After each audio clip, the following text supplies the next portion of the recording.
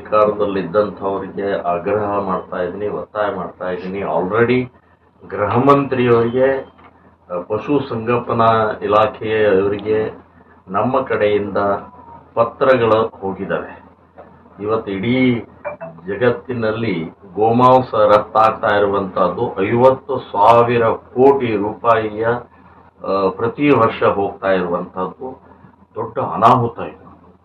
ಒಂದು ಕಡೆಗೆ ಗೋಮಾತಾ ಅಂತ ಹೇಳಿ ಪೂಜೆ ಮಾಡುವುದು, ಗೋಮಾತೆಯ ಬಗ್ಗೆ ಮಾತನಾಡುವಂಥದ್ದು, ಹಿಂದುತ್ವ ಬಗ್ಗೆ ಮಾತನಾಡುವಂಥದ್ದು, ಇನ್ನೊಂದು ಕಡೆಗೆ ಗೋಮಾಂಸ ರಫ್ತು ಮಾಡುವಂತಹ ಪ್ರಕ್ರಿಯೆ ನಡೀತಾ ಇರುವಂತಹದ್ದು ಕೂಡ ಸರಿಯಲ್ಲ.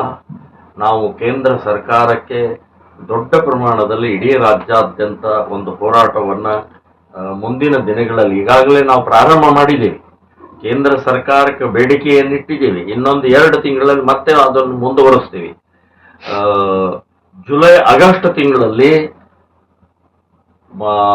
ದೆಹಲಿಯಲ್ಲೇ 1,00,000 ಜನ ಸಾಧು ಸಂತರು ಅಮರಣ ಉಪವಾಸ ಇದರ ಸಲುವಾಗಿನೇ, ಈ ಬೇಡಿಕೆ ಸಲುವಾಗಿ ರಾಷ್ಟ್ರೀಯ ಪ್ರಾಣಿಯಾಗಿ ಘೋಷಣೆ ಮಾಡಬೇಕು, ಗೋಮಾಂಸ ರಫ್ತು ನಿಲ್ಲಿಸಬೇಕು ಮತ್ತು ರಾಷ್ಟ್ರ ಮಟ್ಟದಲ್ಲಿ ಗೋಹತ್ಯೆ ನಿಷೇಧ ಕಾನೂನು ಜಾರಿ ಮಾಡಬೇಕು. ಜೊತೆಗೆ ಗೋಮಾಳಗಳನ್ನ ಅತಿಕ್ರಮಣಗಳನ್ನು ತೆರವು ಮಾಡಿ ಮತ್ತೆ ಗೋವುಗಳಿಗೆ ಅವಕಾಶ ಮಾಡಿಕೊಡಬೇಕು ಅನ್ನುವಂಥ 4 ಬೇಡಿಕೆಯೊಂದಿಗೆ ಈಗಾಗಲೇ ಪ್ರಾರಂಭ ಆಗಿದೆ ಹೋರಾಟ. ಇದು ಆಗಸ್ಟ್ ತಿಂಗಳಲ್ಲಿ 1,00,000 ಜನ ಸಾಧು ಸಂತರ ಅಮರಣ ಉಪವಾಸ ನನಗೆ ಅನ್ಸುತ್ತೆ ಆವಾಗ ಕೇಂದ್ರ ಸರ್ಕಾರ ಮಾಡಲೇಬೇಕಾಗತ್ತೆ. ಅದಕ್ಕಿಂತ ಒಳಗಡೆನೆ ಮಾಡಬೇಕು ಅಂತನ್ನುವಂಥದ್ದು ಕೂಡ ನಾನು ಆಗ್ರಹ ಮಾಡ್ತಾ ಇದ್ದೀನಿ. ಕರ್ನಾಟಕದಲ್ಲಿ ಇವತ್ತು ನಾವು ಇಡೀ ರಾಜ್ಯಾದ್ಯಂತ ಬರುವಂತಹ ಬಕ್ರೀದ್ ಅಲ್ಲ ಹಬ್ಬ, ಬಕ್ರೀದ್ ಹಬ್ಬದ ನಿಮಿತ್ತವಾಗಿ ಈಗಾಗಲೇ ಸಾಕಷ್ಟು ಕಡೆ ಗೋವುಗಳನ್ನು ಸಂಗ್ರಹ ಮಾಡೋದು, ಗೋಮಾಂಸಗಳನ್ನ ಪ್ಯಾಕೇಜ್ ಮಾಡೋದು ಇದೆಲ್ಲ ನಡೀತಾ ಇರುವಂತಹ ಸಂದರ್ಭದಲ್ಲಿ ಇವತ್ತು ನಾವು ಇಡೀ ರಾಜ್ಯಾದ್ಯಂತ ಶ್ರೀರಾಮ್ ಸೇನೆ ಸಂಘಟನೆಯಿಂದ DC ಅವರಿಗೆ ಮನವಿಯನ್ನು ಕೊಟ್ಟಿದ್ವಿ. ದಾವಣಗೆರೆಯಲ್ಲೂ ಕೂಡ ಕೊಟ್ಟಿದ್ದಾರೆ. ಮುಖ್ಯವಾಗಿ ಇಲ್ಲಿ ಮುಸ್ಲಿಂ ಅಪೀಸ್ಮೆಂಟ್ ಇರೋದ್ರಿಂದ, ಮುಸ್ಲಿಂ ವೋಟ್ ಬ್ಯಾಂಕ್ ಇರೋದ್ರಿಂದ ಕಾಂಗ್ರೆಸ್ ಸರ್ಕಾರ ಗೋ ಹತ್ಯಾ ನಿಷೇಧ ಕಾನೂನು ಜಾರಿ ಇದ್ದಾಗಲೂ ಕೂಡ ಕಾನೂನನ್ನು ಧಿಕ್ಕರಿಸಿ ಅವರಿಗೆ ಅವಕಾಶ ಮಾಡಿಕೊಡ್ತಾ ಇರುವಂತಹದ್ದು ಅತ್ಯಂತ ಹೀನ ಕೃತ್ಯ ಅಂತ ಹೇಳ್ತೀವಿ.